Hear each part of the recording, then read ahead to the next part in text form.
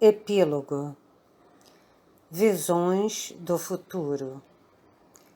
O inferno dos vivos não é algo que virá a ser. Se houver um, ele já está aqui. O inferno onde vivemos todos os dias, que criamos por estarmos juntos. Há dois modos de deixar de sofrer com ele. O primeiro é fácil para muitos. Aceite o inferno e torne-se parte dele de tal forma que não o veja mais. O segundo é arriscado e exige constante vigilância e cuidado. Procure e aprenda a reconhecer quem e o que, no meio do inferno, não são inferno, e então faça-os resistir, dê-lhes espaço. Ítalo Calvino, Cidades Invisíveis.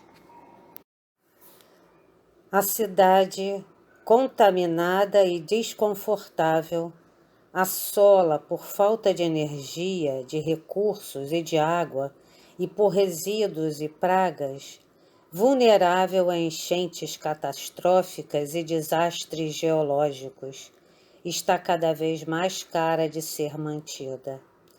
Não é preciso que seja assim. Os projetos climáticos para Stuttgart e Dayton, os projetos de controle de enchentes de Denver e Boston, o programa de arborização urbana de Zurique e o programa de áreas selvagens urbanas de Boston, todos permitem uma visão do que a cidade poderia ser, limpa e confortável.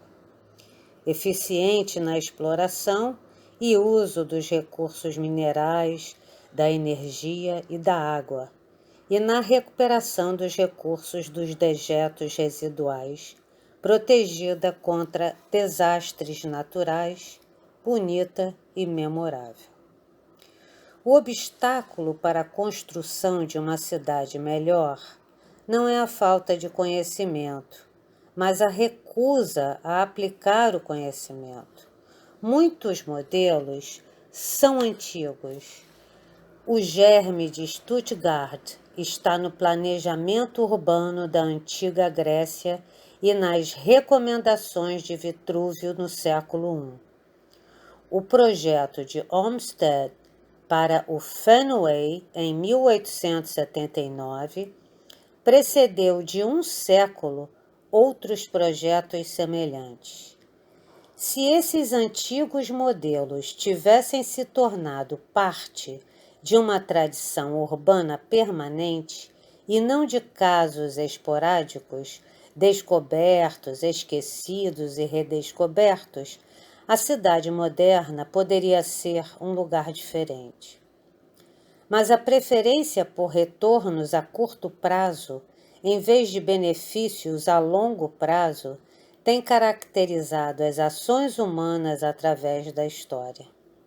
A ação é empreendida apenas quando o desastre parece iminente. A reação à crise tem uma tradição longa e inóbil.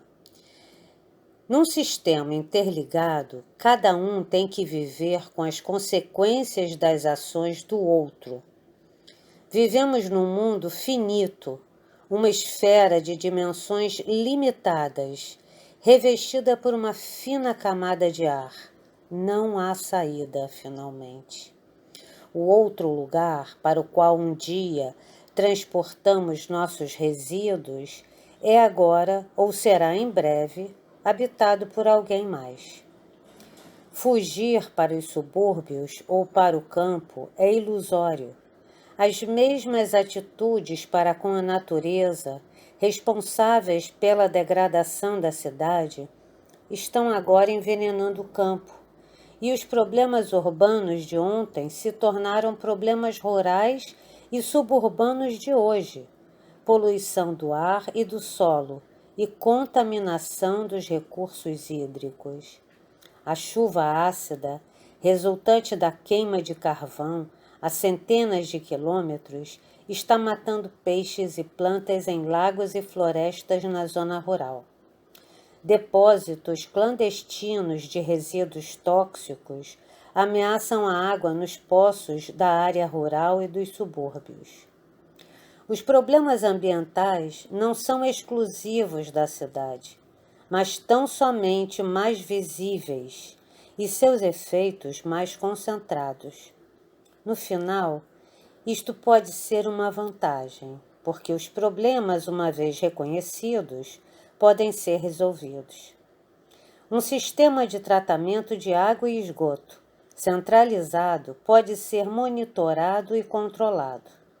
A concentração do lixo nas cidades pode tornar sua disposição, tratamento e recuperação mais viáveis. Os resíduos nos assentamentos rurais e nos subúrbios distantes são dispersos. Pequenos governos locais, nos limites das áreas metropolitanas, não têm capacidade administrativa de monitorar a contaminação do ar, do solo e da água nos dispersos poços particulares. O futuro da cidade e do campo, à sua volta, estão interligados e um não pode ser negligenciado pelo outro. No presente, não está apenas o pesadelo do que a cidade pode se tornar se as tendências atuais continuarem, mas também o sonho do que a cidade poderia ser. A cidade infernal. O declínio da cidade foi gradual. É impossível apontar em que instante a degradação ambiental se tornou irreversível. Os efeitos que estão agora disseminados em todos os subúrbios periféricos e em muitos assentamentos rurais manifestaram-se primeiro na cidade propriamente dita. Aumento de abortos, estranhos defeitos congênitos e doenças degenerativas misteriosas, maior incidência de câncer e de doenças respiratórias e cardíacas.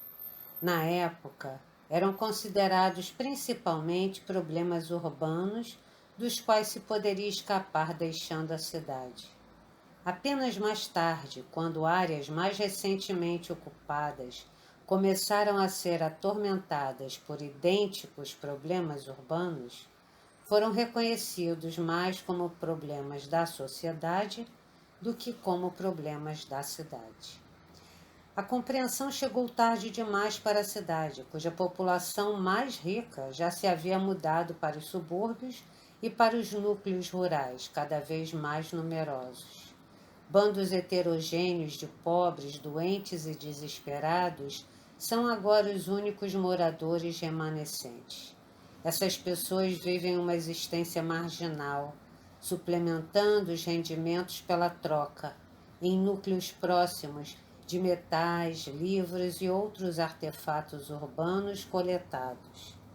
Ciosos dessa prerrogativa, frequentemente atacam as equipes de mineração mandadas para extrair minério e recursos químicos das ruínas e antigos lixões. As florestas reocuparam as cidades nas regiões úmidas. Apesar de os metais e vidros dos edifícios terem sido há muito tempo minerados, os escombros em decomposição dos edifícios de pedra emergem acima da floresta sólidos como penhascos. Abaixo da copa das árvores, as raízes e trepadeiras desintegraram aos poucos a pavimentação. Em muitos aspectos, essa misteriosa e luxuriante área abandonada é mais bonita do que a cidade do final do século XX. Fotografias tomadas décadas atrás, após as revoltas das águas urbanas, mostram uma paisagem estéril e seca. A natureza foi menos forte nas cidades abandonadas do deserto e da campina. O arbusto e a grama invasores não escondem a carcaça das cidades abandonadas. Tem havido muita discussão sobre quando uma ação decisiva poderia ainda ter evitado os desastres que se abateram sobre a cidade, e que agora estão sendo sentidos em todos os lugares. Alguns estudiosos sustentam que é irrelevante identificar o ponto de irreversibilidade, uma vez que as pessoas influentes e poderosas haviam então abandonado as cidades e as que permaneceram não tinham nem o poder, nem o conhecimento e nem os meios para alterar o curso dos acontecimentos. Em vez disso, preferem rastrear os eventos decisivos que levaram ao alijamento social e político da cidade. Esses eventos, mais comumente apontados, são os distúrbios dos nascimentos urbanos, as revoltas das águas urbanas e os escândalos das fontes de água. Os distúrbios dos nascimentos urbanos incitados pela disseminação de abortos e defeitos genéticos que puniram os moradores da cidade tiveram uma violência sem precedentes. Aquelas pessoas não tinham nada a perder. Não lhes eram negados apenas comida, água ou trabalho suficiente, mas a capacidade de se reproduzir. Mas quando as massas urbanas perceberam que tinham sido envenenadas, já era muito tarde. O principal efeito do distúrbio dos nascimentos urbanos foi fazer com que o pequeno comércio e indústria remanescentes abandonassem as cidades de uma vez por todas, porque ninguém podia trabalhar ali. Os que podiam pagar já haviam se mudado para os subúrbios e para os crescentes núcleos rurais. Após os distúrbios dos nascimentos, os últimos trabalhadores especializados remanescentes que tinham ficado para supervisionar as operações de tratamento de água e esgoto e de geração de energia e o sistema de transportes locais desertaram. Agora todos concordam que esses distúrbios não foram uma causa primária em si mesmos, mas apenas marcaram o colapso final da cidade. Alguns estudiosos citam as revoltas das águas urbanas como decisivas. Elas ocorreram em diferentes cidades em um período de 2 décadas. Cidades em regiões áridas sentiram a crise da água primeiro, mas finalmente, mesmo cidades em regiões úmidas descobriram ser impossível assegurar um suprimento adequado de água não contaminada. Tentativas desesperadas de anexar suprimentos de água de mananciais distantes foram baldadas uma após outra, porque na época o poder político tinha se mudado da cidade para as regiões próximas. A escassez de água marcou o início do fim.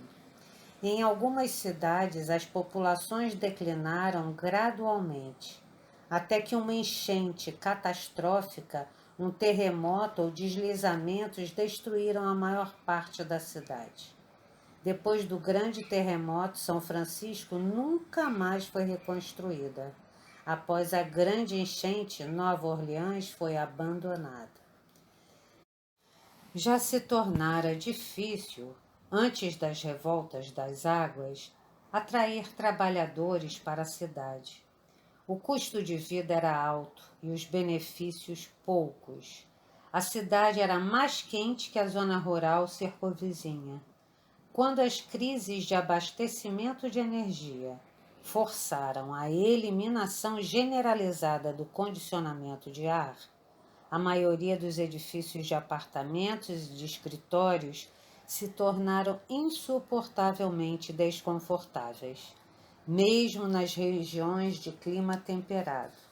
Os edifícios mais antigos, nos quais as janelas podiam ser abertas para a ventilação, atingiram as maiores taxas de aluguel. Os edifícios mais novos, mesmo quando reformados de modo a que algumas janelas pudessem ser abertas, eram muito quentes para serem ocupados ocupados durante o dia ou muito desconfortáveis para se dormir ali à noite. Muitos ficaram vazios.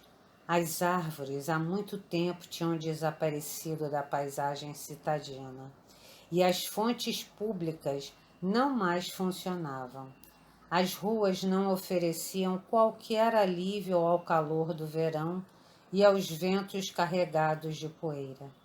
Na época em que o governo federal foi transferido de Washington, D.C., para uma cidade nova no meio-oeste, os escritórios regionais e os órgãos federais há muito se tinham mudado dos centros das grandes cidades para as periferias das metrópoles. Ano após ano, a contaminação da água urbana se agravou. Sob a pressão do lobby industrial e dos governos municipais assediados pelo custo cada vez maior do tratamento do esgoto e da purificação da água, a Secretaria de Proteção Ambiental baixou progressivamente os padrões de qualidade da água e suprimiu as estatísticas de contaminação da água. Enquanto isso, o custo da água engarrafada pura aumentava vertiginosamente. Foi nesse cenário que os escândalos das fontes de água se desenvolveram. Na época em que os custos da água engarrafada excediam o preço de alguns vinhos franceses, havia um mercado negro florescente. Quando os escândalos das fontes de água foram revelados, cidade após cidade, bilhões de litros de água contaminada tinham sido engarrafados, comercializados e consumidos como água pura. No final desse período, mesmo a elite cosmopolita mais leal abandonou a cidade. Pouco havia que assegurasse ali, e as últimas amenidades urbanas desapareceram. Os museus fecharam e distribuíram seus acervos para sucursais menores, construídas em centros de compras nos subúrbios. Orquestras sinfônicas dividiram-se em pequenos conjuntos e se deslocaram para novas cidades ou estúdios de televisão. Existe agora um amplo consenso de que a contaminação da água foi o fator mais significativo na transferência da cidade e de que outros problemas, como a poluição do ar e o correspondente aumento das doenças cardíacas e respiratórias. As destruições causadas por acidentes naturais, como enchentes e terremotos, e o aumento do custo dos recursos.